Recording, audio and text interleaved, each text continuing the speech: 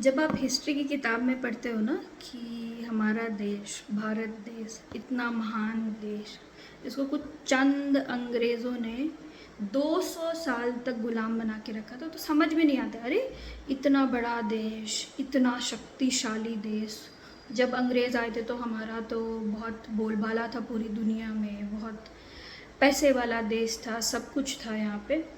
उसके बावजूद चंद अंग्रेज पूरे देश को गुलाम बना के लूट खसोट के चले गए इतने साल, 200 साल। तो समझ में नहीं आता कि क्यों हुआ ऐसा और कैसे हो सकता है ऐसा। अभी जो नीट के अराउंड प्रोटेस्ट हो रहा है ना, उसको ठीक से देखिए तो आपको समझ में आएगा कैसे होता है ऐसा। ऐसा इसलिए पॉसिबल है क्योंकि हमारी फितरत में ही नहीं है किसी भी मुद्दे को सेंटर पे रख के उसके लिए लड़ना। कोई मुद्दा हो, जो प्रॉब्लम है, जो एनिमी है, जो दुश्मन है आपका मेरा, उसके साथ हम लोग लड़ ही नहीं पाते। अंग्रेजों ने शायद फूट डालो राजनीति करो ये हम ही लोग से सीखा है। पता नहीं क्या है ये। कोई कहेगा वहाँ पे दूसरे धर्म के नारे लग रहे थे इसलिए हम नहीं जा रहे, उस प्रोटेस्ट में किसी और पार्टी का कुछ लेना देना है इसलिए नहीं जा रहे, किसी से हमारे विचार नहीं मिलते तो इसलिए हम नहीं जा रहे। अरे छोड़ो सब कुछ, ये बताओ कि नीट तो आपके हमारे सबके घरों के बच्चे दे रहे हैं ना। और सिर्फ नीट की बात नहीं है, जब पूरा एजुकेशन सिस्टम ख़राब है तो क्या आपके घर में बच्चे पढ़ नहीं रहे, हमारे घर में बच्चे पढ़ नहीं रहे? मेरा धर्म, मेरा जात, मेरा सब कुछ साइड करके हम लोग इस बात पे अग्री नहीं कर सकते? ठीक है, मान लिया आप सीजीपी से अग्री नहीं करते, आप किसी भी अपोजिशन पार्टी से अग्री नहीं करते, ठीक है, सही बात है। हो सकता है कि इन लोगों का कोई अल्टीरियर मोटिव, बिल्कुल हो सकता है।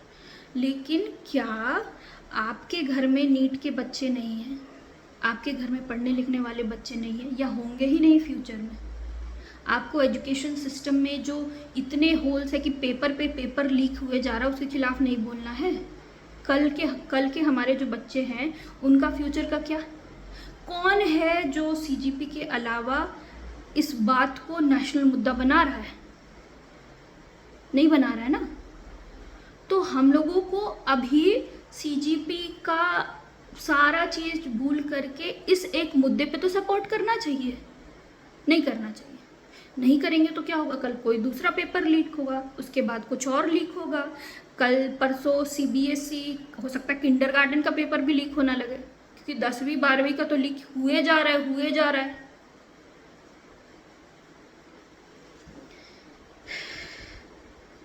अगर हमारे फ्रीडम फाइटर्स भी ऐसे होते कि मैं तो नॉन वायलेंट हूँ, वो वायलेंस के थ्रू काम करता है, मैं तो उसके साथ अंग्रेज़ों के खिलाफ नहीं लड़ूंगा, वो दूसरे धर्म का है इसलिए नहीं लड़ूंगा, वो दूसरी जात का है इसलिए नहीं लड़ूंगा, वो लेफ्टिस्ट है या राइटिस्ट है इसलिए नहीं लड़ूंगा, तो क्या हमें कभी आज़ादी मिलती?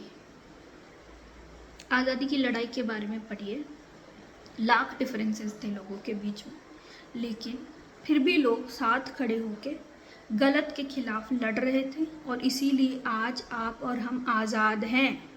मुद्दे पे बात कीजिए, भटकिए मत।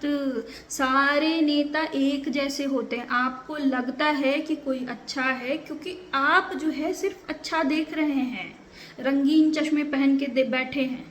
अगर आपने वो चश्मे उतार दिए तो आपको दिख जाएगा कि उनमें पहले की सरकारों में और आज के बाद आने वाली कोई भी सरकार में कुछ खास डिफरेंस नहीं है। सरकारें तभी अकाउंटेबल होती हैं जब जनता अकाउंटेबिलिटी मांगती है। आपका मेरा धर्म है, ये कॉन्स्टिट्यूशनल नीड है कि हम लोग सवाल करें।